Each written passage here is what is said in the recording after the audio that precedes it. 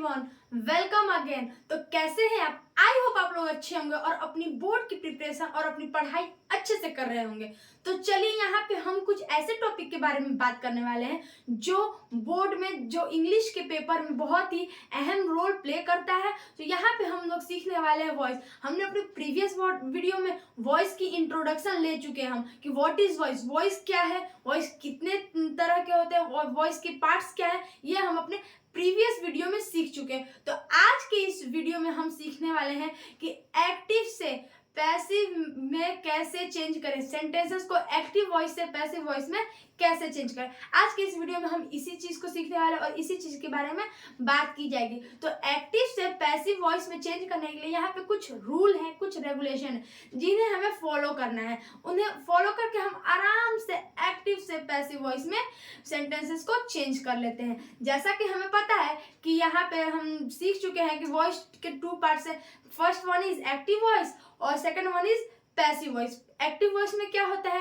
Active voice में हमने अपने प्रीवियस वीडियो में हम डिस्कस कर चुके हैं। चलिए उसे जल्दी से रिकॉल करते हैं। एक्टिव वॉइस में क्या होता है? एक्टिव वॉइस में होता है आपकी कर्ता की प्रधानता होती है, सब्जेक्ट को प्रेफरेंस दिया जाता है, सब्जेक्ट से स्टार्ट किया जाता है सेंटेंस को। और पैसिव वॉइस में वही ऑब्जेक्ट से सेंटेंस को स्टार्ट किया जाता है। तो एक्टिव वॉइस में सब्जेक्ट की प्रधानता होती है और वही पैसिव वॉइस में ऑब्जेक्ट की प्रधानता होती है आपकी। ठीक है, तो हमें पता है कि एक्टिव पैसिव दो वॉइस होते हैं, तो उन्हीं के अकॉर्डिंग हमें चेंज करना है। एक्टिव से पैसिव चेंज करते हैं और पैसिव से देन एक्टिव वॉइस में हम सेंटेंसेस को चेंज करते हैं। तो यहाँ पे हम सीखने वाले हैं एक्टिव से पैसिव बनाने के नियम, कुछ ऐसे नियम जिसे हम एक्टिव से पैसिव बना सके। तो यहाँ पे आपको दिख रहा होगा कि ये जो एक्टिव वॉइस में ये जो मैंने सेंटेंस यहाँ पे लिख रखा है एज एग्जाम्पल के तौर पे, तो वो है एक्टिव वॉइस में आपका। तो इस एक सेंटेंस से हम सीखेंगे कि किन किन रूल का हम लोग यूज कर रहे हैं, किस किस नियमों का हम यूज कर रहे हैं जिसके वजह से हम उसे चेंज कर ले रहे हैं। ठीक है, तो यहाँ पे आप देखिए कि यहाँ पे आपको दिख रहा होगा he is giving them a pen. यहाँ पे क्या सेंटेंस है? He is giving them a pen. वो he is giving them a pen. यहाँ पे हमें ये पता करना है, हमें ये पता होना चाहिए कि नहीं कौन सा सब्जेक्ट है, कौन ऑब्जेक्ट है, कौन हेल्पिंग वर्ब है, कौन सा मेन वर्ब है। ये हमें इसमें पता होना चाहिए। तो अगर आपको आता है तो प्लीज आप इसे कमेंट कर सकते हैं, अगर नहीं आता है तो प्लीज यहाँ पे ध्यान दें जिससे हम सीख सकते हैं। यहाँ पे तो यहाँ पे ही is giving them a pen, तो इसमें ही है वो आपका क्या रहने वाला है? ये सब्जेक्ट रहने वाला है और इज है आपका हेल्पिंग वर्ब रहने वाला है। गिविंग है आपका, ये गिविंग जो है ये है आपका मेन वर्ब मुख्य क्रिया। हेल्पिंग वर्ब मतलब सहायक क्रिया, सब्जेक्ट मतलब कर्ता।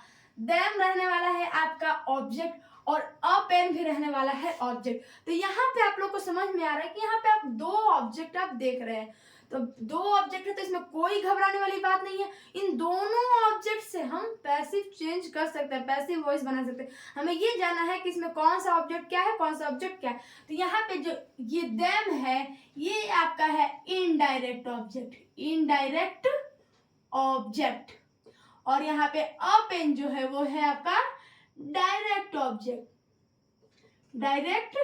ऑब्जेक्ट। तो आप जो है पैसिव किसी भी ऑब्जेक्ट से बना सकते हैं, किसी भी ऑब्जेक्ट से चेंज कर सकते हैं, या फिर आप डायरेक्ट ऑब्जेक्ट को ले लें या इनडायरेक्ट ऑब्जेक्ट को ले लें, ये आपकी चॉइस है। हाँ, थोड़े से बहुत ही मिनिमम रूल डिफरेंस थोड़े से होंगे, लेकिन इसमें कोई प्रॉब्लम नहीं आएगी अगर आप अच्छे से रूल सीख लेंगे। तो चलिए यहाँ पे हम सीखते हैं एक्टिव से पैसिव बनाने के रूल। तो यहाँ पे जो अ पेन है हमें ऑब्जेक्ट से स्टार्ट करना, तो हम पहले डायरेक्ट ऑब्जेक्ट को ध्यान में रखेंगे। डायरेक्ट ऑब्जेक्ट को लेके हम एक्टिव से पैसिव वॉइस में चेंज करें। तो यहाँ पे हमें दिख रहा है कि अ पेन आपका डायरेक्ट ऑब्जेक्ट है। ठीक है, तो अ पेन हम लिखेंगे अ पेन। और यहाँ पे हमें दिख रहा है कि ये जो पर्टिकुलर जो रेस्ट सेंटेंस है जो हम एक्टिव वॉइस में जिसे हम कंसीडर कर रहे हैं वो किस वॉइस में है, किस टेंस में। हम टेंस पढ़ चुके हैं पहले प्रीवियस की वीडियो में, पढ़ चुके हैं। तो वो किस टेंस में है आपका? वो है इज, हमें दिख रहा है इज दिख रहा है, आईएनजी फॉर्म दिख रही है वर्ब के साथ। तो ये है हमारा present continuous tense. Present continuous tense. हमें अगर एक्टिव से पैसिव वॉइस में चेंज करना है तो हमें ये पता होना चाहिए कि नहीं हमारा जो सेंटेंस है वो किस टेंस में है, किस टेंस में हमारा सेंटेंस है, ये हमें पता होनी चाहिए। ठीक है, तो ये हमें पता चल गया कि ये भाई प्रेजेंट कंटिन्यूअस टेंस में है ये सेंटेंस। ठीक है, तो यहाँ पे हम देख रहे हैं कि अ पेन से हमने स्टार्ट कर दिया सेंटेंस को, जो पैसिव वॉइस बनाना अ पेन, और यहाँ पे हमें दिख रहा है कि ये है आपका प्रेजेंट कंटिन्यूअस टेंस का वर्ब, हेल्पिंग वर्ब। ठीक है, तो यहाँ पे हमें लगाना है a pen is being, is being. अब आप लोग को ये मतलब ये क्वेश्चन आपके माइंड में आ रहा होगा कि ये इज बीइंग कैसे लग गया, ये कहाँ से आया इज बीइंग।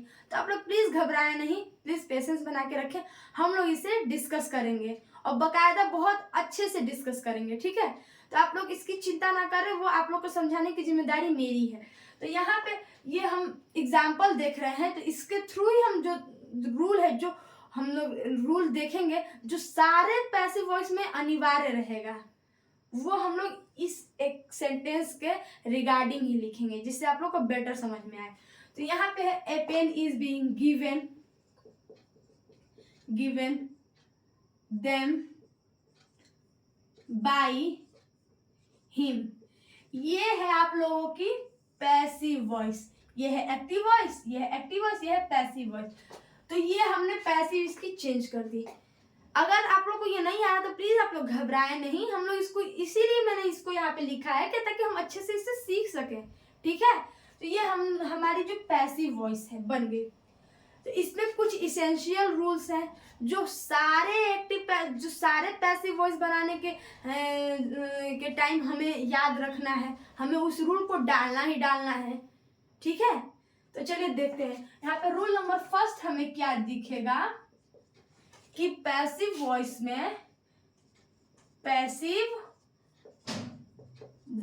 में सेंटेंस हमें किससे स्टार्ट करना है, सेंटेंस ऑब्जेक्ट से, हम सेंटेंस ऑब्जेक्ट से स्टार्ट करेंगे, ऑब्जेक्ट से स्टार्ट करेंगे। किससे स्टार्ट करेंगे, हम ऑब्जेक्ट से हम सेंटेंस को स्टार्ट करेंगे। ठीक है, ये हमारा फर्स्ट रूल हो गया। और ऑब्जेक्ट के रिगार्डिंग ही हमें क्या लगाना है, हेल्पिंग वर्ब लगानी है। ऑब्जेक्ट से स्टार्ट करेंगे, फिर तथा ऑब्जेक्ट के अनुसार ही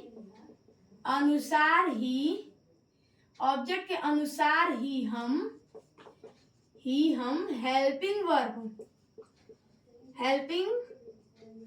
वर्ब अर्थात सहायक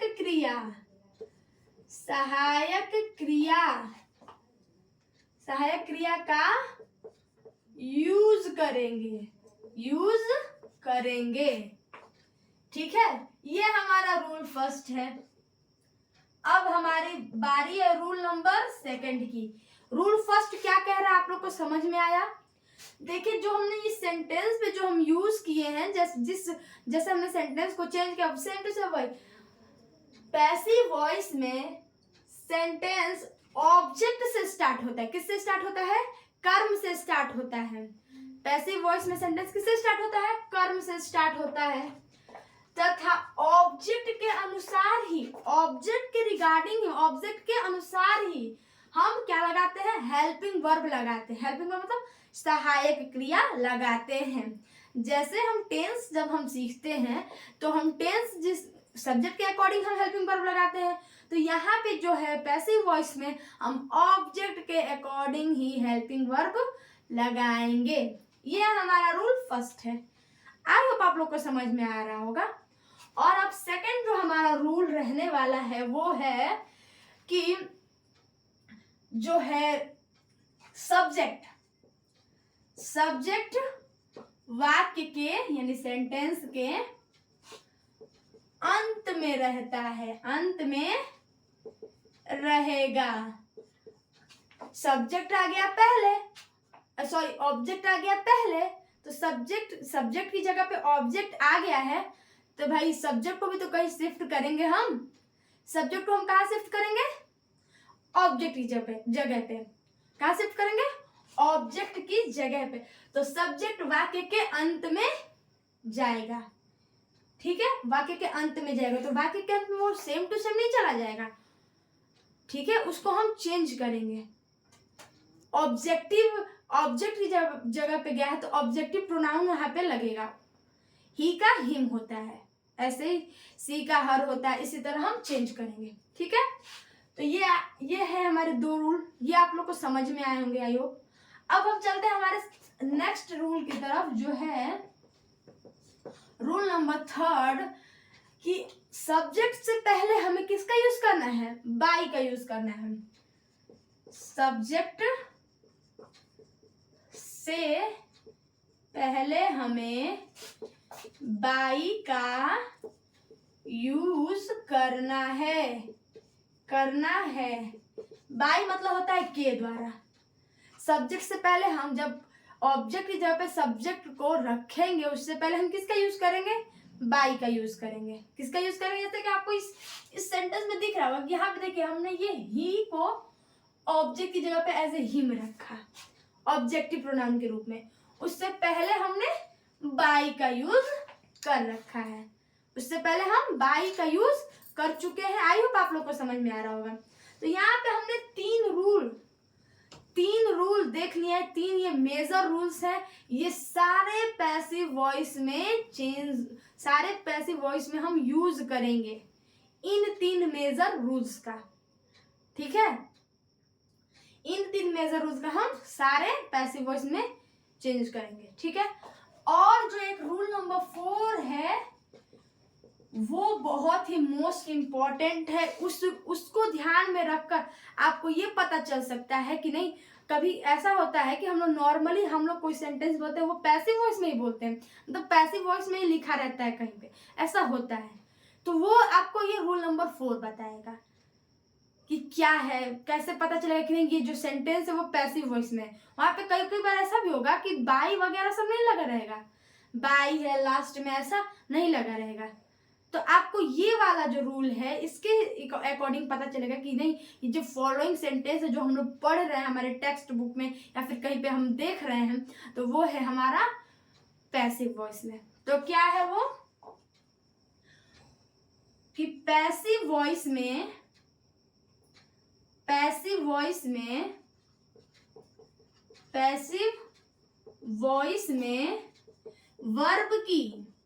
वर्ब की थर्ड फॉर्म का यूज हम करते हैं।